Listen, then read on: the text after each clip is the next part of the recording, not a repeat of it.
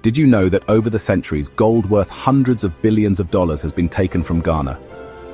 This isn't about pirates or lost treasure, it's a story of systematic extraction that built empires abroad while leaving Ghana behind. The region was once called the Gold Coast, not as a nickname, but as a literal description. For centuries, Ghana was one of the world's most important sources of gold. Early traders told tales of kings with golden thrones and dogs with golden collars, stories rooted in real, immense wealth. But this isn't a celebration, it's an investigation into where all that gold went. The gold didn't just disappear, it was traded, taxed, seized, and funneled away, leaving a deep scar on the nation. This wasn't a sudden theft, but a slow, calculated drain, starting as fair trade, morphing into something far more sinister. Understanding this history is crucial to understanding Ghana's economic realities today. So, how did a powerful gold empire get stolen blind? To answer that, we need to go back in time. We'll look at the powerful kingdoms that controlled this wealth and the foreign powers that came seeking it. This is a journey into Ghana's past, exploring the rise of a great empire, the arrival of European traders, and the web of deals and deceptions that followed. It's a story of power, culture, and betrayal. The Gold Coast lost its shine not because the gold ran out, but because it was taken.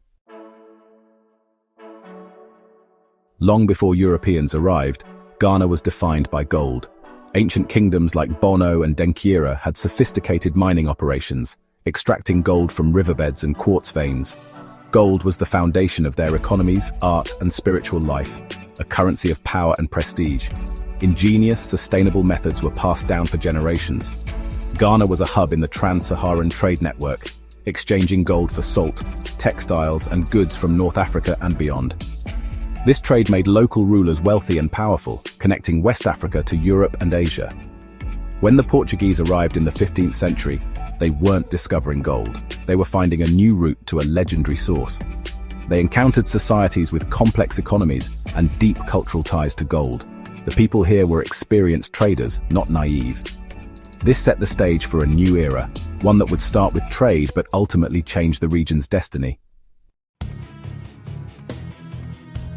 Out of these gold-rich states, the Ashanti Empire rose to dominate.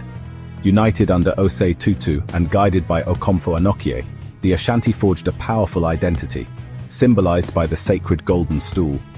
The golden stool embodied the soul of the Ashanti nation, never to be sat upon, even by the king.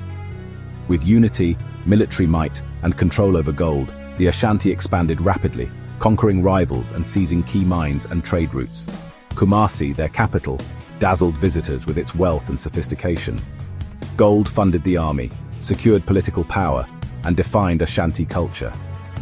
The Ashanti held the upper hand in dealings with Europeans, who were clients, not conquerors. They dictated trade, exchanging gold and enslaved people for firearms and goods. These firearms fueled further expansion, creating a cycle of power and wealth. The Ashanti were the undisputed masters of the Gold Coast, but this balance would not last forever. The arrival of more Europeans would change everything. The Portuguese arrived in 1471, seeking direct access to West African gold. They built Elmina Castle in 1482 to protect their trading interests from European rivals, not locals. Trade began as a transaction between equals. Local chiefs controlled the gold, and Europeans offered guns, cloth, and alcohol in exchange.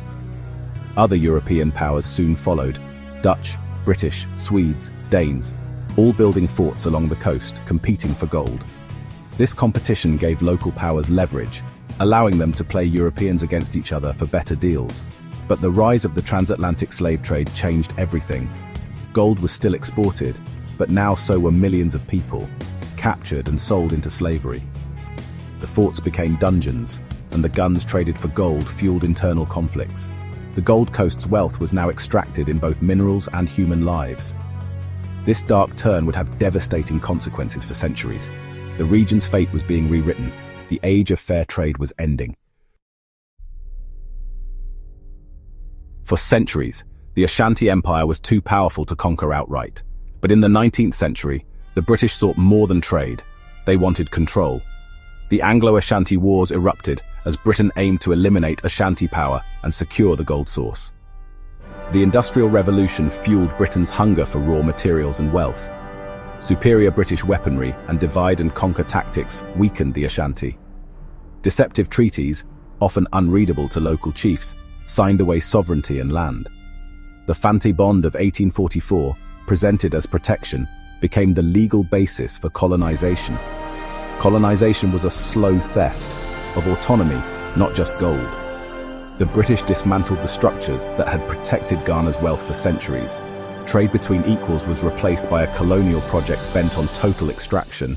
The Ashanti fought for survival, but the stage was set for their final defeat.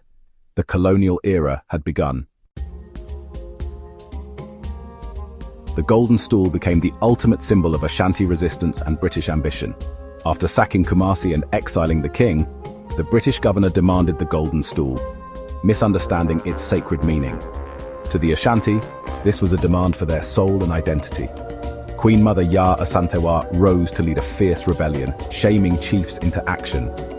The War of the Golden Stool erupted, not for territory, but for the nation's soul. Ashanti fighters, outgunned but determined, laid siege to the British fort in Kumasi. They fought to protect their dignity and existence. The British eventually crushed the rebellion, exiling Ya Asantewa. But the Golden Stool was never found. It was hidden, safe from desecration. The British learned they could not rule without respecting Ashanti traditions. Though annexed, the Ashanti spirit endured. The Golden Stool remained a symbol of defiance and survival. With the Ashanti subdued, the British gained unrestricted access to Ghana's gold. Colonial laws transferred mineral-rich lands to the Crown and British corporations. Traditional mining was replaced by industrial operations, deep shaft mines and railways built for export, not local benefit. Profits flowed to London. Ghanaian miners worked dangerous jobs for low wages. Taxes like the hut tax forced locals into the cash economy, often in mines or cocoa farms. The wealth extracted funded colonial administration and enriched Britain. Between 1880 and 1970, hundreds of millions of ounces of gold were exported, worth hundreds of billions today. Most infrastructure built served extraction, not Ghanaian development. The colonial system replaced local wealth circulation with a one-way transfer to Britain. Gold, once crafted for kings, now filled the vaults of the Bank of England. The theft became institutionalized, legal and industrial, every single day. Ghana gained independence in 1957, led by Kwame Nkrumah, but inherited an economy built for foreign interests. The country remained reliant on exporting raw materials, with prices set abroad. Infrastructure served extraction, not local needs. The colonial legacy left Ghana with limited industry and cycles of debt and dependency. Even today, multinational corporations dominate gold mining, and much of the profit leaves the country. Environmental costs, deforestation, pollution, land degradation have been severe. The curse of resource wealth often brings conflict and destruction, not prosperity. Ghana's poverty and challenges are not due to lack of resources, but to a history of systematic theft. The playing field was never level. Understanding this history reveals the roots of global inequality. It's not about blame, but about recognizing why wealth is so unevenly distributed today. The story is simple and tragic. A nation rich in gold was systematically stripped of it. Trade gave way to deception, then force, then institutionalized colonial theft. Ghana's gold built the British Empire, not Ghana itself. This is not just history. It's the root of many economic hurdles Ghana faces today. The theft was not just of a mineral, but of a future. Yet Ghana's resilience endures, from Ya Asantewa's defiance to Nkrumah's independence movement. Today, Ghana is a vibrant democracy, but still fights to overcome a rigged economic system. This story is a microcosm of global resource exploitation. Understanding it is essential to grasping modern inequality and the West's relationship with the global South. The past can't be changed, but by learning and sharing these stories, we can push for a fairer future. If you found this story important, subscribe for more investigations like it.